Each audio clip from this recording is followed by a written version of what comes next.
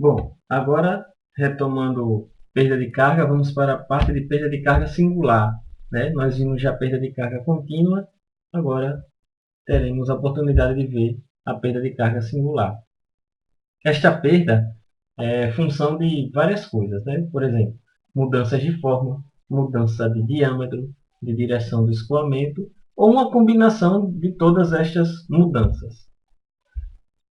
Especificamente, essas mudanças podem concretamente serem vistas numa tubulação como alargamentos ou estreitamentos, curvas, bifurcações, equipamentos tais como válvulas, registros e outras estruturas. Elas provocam modificações no escoamento, e essas modificações são chamadas de singularidades. Na prática, esta perda para o número de Reynolds que ocorre nas tubulações, que são números de Reynolds altos, na prática essas perdas dependem basicamente da geometria, enquanto que vocês viram que a perda singular depende bastante do contato, né? Aquela coisa do contato com as paredes do fluido e das partículas entre si, além de propriedades de fluido como a viscosidade. E são muito importantes em condutos mais curtos, né? Então, condutos longos, de comprimentos longos, a perda de carga contínua é a que vai preponderar. Condutos curtos, como de instalação predial, numa casa, numa residência, que são condutos que tem vira e mexe, tem uma curva, um chuveiro, um registro, aí prevalece a perda de carga singular. Aqui alguns exemplos de locais onde ocorre perda de carga singular. Ó, vocês estão vendo aqui que todas essas modificações na tubulação provocam uma modificação drástica no fluido, né, no escoamento. As linhas de corrente já não são paralelas, né? Então vocês estão vendo aqui, por exemplo, nas curvas, ó, vocês estão vendo aqui com esse registro aberto, né? E se ele tiver fechado, a situação piora, enfim. Tem várias situações, né? Como é que ocorre o efeito? Como é o efeito da perda de carga singular é, na linha de energia?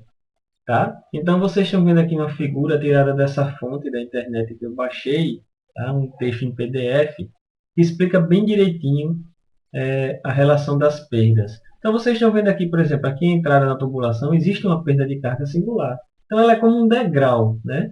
A gente representa a perda de carga singular, pelo menos numa escala como essa, como se fosse um degrau. A perda de carga contínua, como o próprio nome diz, é aquela coisa contínua, ela vai decrescendo. Vocês estão vendo aqui que é uma mudança de diâmetro, que provocou outra perda de carga, outro degrau, né? Outra perda de carga singular. Depois, como o diâmetro não muda e não há nenhuma outra interferência, você vê aqui a continuidade da perda de carga contínua. Depois você tem essa chegada, essa saída da tubulação ou chegada em reservatório, vocês estão vendo outra perda de carga singular. Essa linha azul é o plano de carga efetivo, né? E você tem a linha piezométrica, que é pegar a linha de energia vermelha e retirar o quê? A carga cinética, né? Como vocês já viram na equação de Bernoulli. Tá? A perda de carga singular é avaliada, então, antes e depois de uma singularidade. Se não houvesse o efeito da singularidade, o escoamento seria completamente desenvolvido. Por exemplo, entre as seções 1 e a seção 3, você tem o efeito de uma singularidade, provocada nesse caso aqui, por exemplo, como um estreitamento brusco. Tá? Se você não tivesse isso, a situação seria a mesma situação de antes do ponto 1 ou de depois do ponto 3, no regime estabelecido, completamente desenvolvido. Tá? Nesses pontos onde o regime é completamente desenvolvido, a gente já sabe que a hipótese do escoamento unidimensional é válida, mas isso não é válido no caso das perdas na região da influência da perda de carga singular, onde os escoamentos são fortemente tridimensionais. E aí gera o que a gente chama de um aumento de tensões de cisalhamento. Do ponto de vista prático, existe uma tensão a mais do que aquela que vocês viram, que é aquela a tensão de cisalhamento devido à viscosidade, à lei de Newton. Existem tensões aparentes de Reynolds, né, que ocorrem aí nesses casos. Nesse caso aí é um caso particular, onde ocorre uma aceleração aí do escoamento com aumento de turbulência, e aí a perda de energia ocorre por causa dos redemoinhos, né, dos vórtices, dos turbilhões que formam na saída desse estreitamento. E a energia se transforma em calor, voltando a ter um escoamento completamente desenvolvido após o ponto 3. Outra coisa interessante é que a perda de carga em si é um processo contínuo, inclusive a singular. Tá? Mas do ponto de vista prático, né, a gente representa de maneira discreta como um degrau. A gente calcula um fator que vai ser somado para gerar perda de carga total para efeito de cálculo.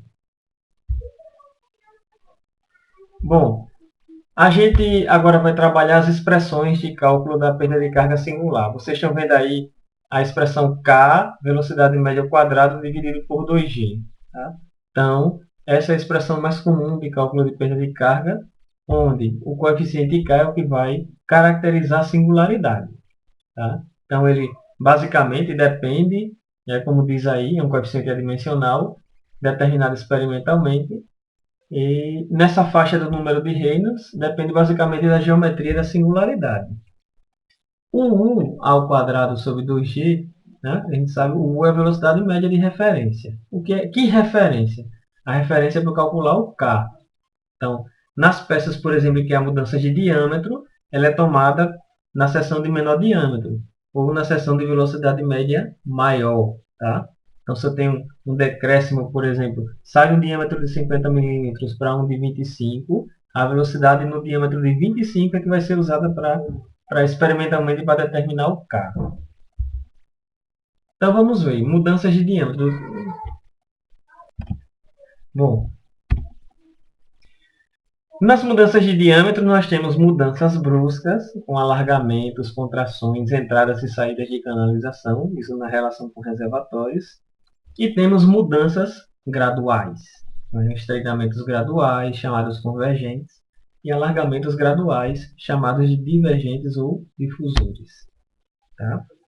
Você consegue determinar, ver a gênese daquela expressão da perda de carga singular com o coeficiente K de forma analítica. Por exemplo, esse caso aí. Esse caso é o caso de um alargamento brusco, uma mudança de diâmetro. Tá?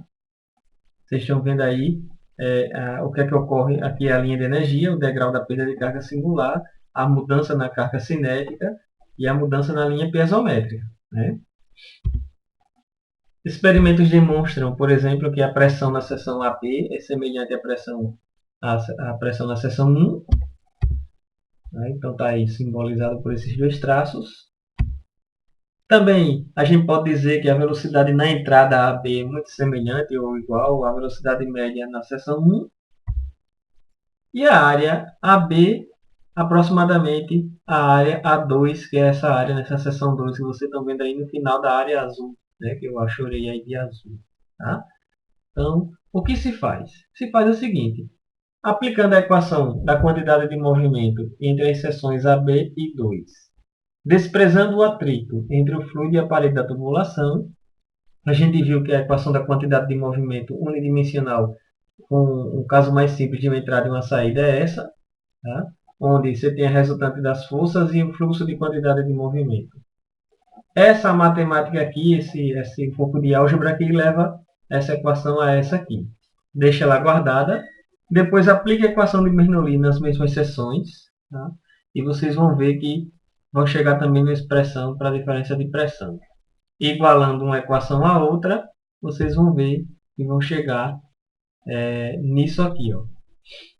Tá? Vai chegar numa expressão onde o K é função da diferença de área na mudança de diâmetro. Existem tabelas, várias tabelas aí nos livros. Por exemplo, vocês estão vendo aqui que o K é igual a 1 quando o diâmetro 1 for muito inferior ao diâmetro 2. Ou quando tende a zero, ou exatamente zero quando está aqui. Ó. Isso é um caso típico, por exemplo, a saída da tubulação, também chamada de entrada e reservatório. Vocês vão ver nos livros, na verdade, saída da tubulação. Tá? Então, vocês estão vendo aqui o caso limite, onde o diâmetro 1 é infinitamente menor que o diâmetro 2. E vocês estão vendo aqui o outro caso limite, que os diâmetros são iguais, ou seja, não há mudança de diâmetro, de modo que o K é zero, não há perda de carga singular. Há, no entanto, a perda de carga contínua. Tá? No caso da contração brusca, tá? O que se faz na prática é que se descobriu, por exemplo, que a perda de carga no fluxo acelerado entre as seções 1 e 0 é muito menor que a perda de carga no fluxo desacelerado entre as seções 0 e 2, de modo que você pode aplicar a mesma formulação do caso anterior de expansão, tá? Desprezando a perda de carga entre 1 e 0, e aí a gente chega na fórmula semelhante.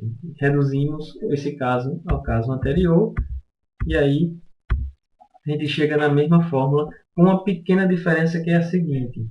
Aquela diferença entre as seções diz respeito à seção do jato, que ele chama de seção do jato em relação à seção 2. Tá? A seção 0 seria uma seção formada por esse jato, que é de difícil experimentação, não é tão fácil de se obter essa área do jato. Tá? Mas nos livros vocês têm também várias tabelas para dizer a vocês, em função da relação de diâmetro, dizer a vocês qual o valor do K. O caso limite, então, de novo, aqui, ó, a entrada na chamada entrada em tubulação, tá? A entrada dita de entrada normal, que é aquela entrada em 90 graus, aqui, ó, alinhada a essa parede, tá? Aresta viva, também chamada de aresta viva, é o caso do K igual a 0,5. Então, você tem aqui duas tabelas de dois livros diferentes que eu peguei, tá? Onde você vê a mesmo valor 0,5 para esse caso aqui. Aí temos aqui alguns exemplos, né? Algumas entradas que não são de arestas vivas. Tá? Você consegue estabelecer valores de K em função de vários parâmetros dessas entradas aqui. Tá? Por exemplo, aqui, ó, em função com bordos reentrantes, você tem aqui em função dessa relação entre a espessura da parede e o diâmetro, e a relação aqui entre o tamanho dessa reentrância em relação ao diâmetro. Vocês têm também aí algumas relações, e se você quiser fazer com que as linhas de corrente não sejam tão alteradas aqui, ou que essa alteração seja mais suave possível, você pode fazer formatos cônicos, né? Tá? Isso diminui essa veia contraída, de forma que as linhas de correntes entram de forma mais suave. Aí. E aí, em função dessa relação aqui, ó, entre essa relação desse L em relação ao diâmetro, a relação do ângulo, né, também, você tem variações aqui nos valores de K. Tá? Aqui diz o seguinte, ó, essa tabela não vai mais para frente, tá? Porque aí começaria a ter perda de carga contínua. Tá? E aí não é o interesse aqui a perda de carga contínua. Existem também os bordos arredondados, tá? Que a perda de carga é da mesma ordem dos casos dos bordos cônicos, com a vantagem de precisar de menor comprimento. Tá? Você ganha em comprimento. O K é função do raio de curvatura em relação ao diâmetro. Aqui eu peguei do livro do professor Azevedo Neto, então você tem aqui alguns exemplos práticos de valores de K. Você vê, ó, eu falei do K05, né? Que é o K normal, ele está chamando aqui de normal. Mas se você colocar um bordo reentrante, você pode dizer que o K é 1. Se você botar um bordo aqui, ó, diferente, arredondado, ele está chamando aqui de forma de sino, o K cai bastante, 0,05. E se você colocar aqui um cônico, ele fala que em concordância com uma peça adicional, 0,10. Outros valores de K, ó, saídas de canalização, o K é igual a 1. Tá? E aí, relembrando o caso de saídas da tubulação para um reservatório, K igual a 1 também. Estreitamentos graduais.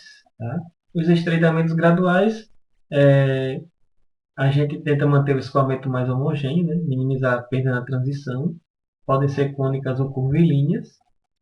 Aqui tem dois casos onde você tem a simplicidade na execução nesse caso, mas a melhor homogeneização neste é função de várias coisas, principalmente da relação entre as áreas, os diâmetros e os comprimentos, esse comprimento aqui da transição. Outros exemplos aqui, ó, de divergentes, né? Aqui, que diminui também os valores de K, as perdas de carga, né? Vocês têm aqui Ainda alguns divergentes como que aletas colocadas para direcionar a linha de corrente. A gente sabe que aqui provoca mais perda do que aqui, porque aqui a coisa é mais gradual, né? A transição é mais gradual, mas se você direcionar a linha de corrente, você pode também gerar perda de carga pequena da mesma ordem desse caso aqui. Tá? Mudanças de direção. A gente viu mudanças de diâmetro, agora mudanças de direção, que são os joelhos, os cotovelos, né? Podem ser bruscas ou graduais. A perda de carga depende, se você for na literatura, né, por exemplo, essas figuras eu tirei de uma publicação da Universidade Federal do Rio Grande do Sul, uma apostila, é uma apostila, mas é uma apostila catalogada, toda certinha. Então vocês podem ver lá fórmulas até grandes dos valores de K em função desses parâmetros, o ângulo, né? Outros coeficientes, como vocês estão vendo aí, que por sua vez dependem também de outros parâmetros. Vocês estão vendo aqui, ó, nesse caso o K também depende do número de Reynolds. Né? E é isso, pessoal. A gente continua depois com a videoaula 10, mais perda de carga singular. Obrigado.